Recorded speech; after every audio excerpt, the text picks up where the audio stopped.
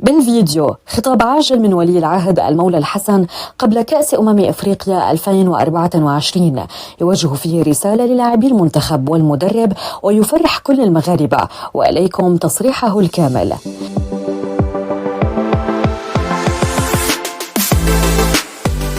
فرح كل المغاربة بالخطاب العاجل والمفرح لولي العهد المولى الحسن قبل انطلاق نهائيات كأس الإفريقية التي سيشارك بها المنتخب المغربي، والذي يواصل استعداداته وتدريباته من أجل المشاركة في نهائيات كأس إفريقيا 2024 الذي سيقام في دولة الكوت ديفوار ابتداء من 13 من يناير إلى 14 من فبراير 2024، حيث سيخوض المنتخب المغربي مبارياته الأولى ضد منتخب تنزانيا، وذلك يوم 17 من يناير الجاري. وتنتظر الجماهير المغربية من المنتخب تقديم أداء جيد ومشرف وتحقيق اللقب القاري والفوز بالكأس. وفرحت كل الجماهير المغربية قبل قليل بالخطاب الأول لولي العهد المولى الحسن الذي وجه فيه رسالة للاعبي المنتخب وللمدرب وليد الركراكي قبل انطلاق مبارياتهم في نهائيات كأس إفريقيا 2024، حيث حسب ما نشرت العديد من الصفحات الإخبارية الغير رسمية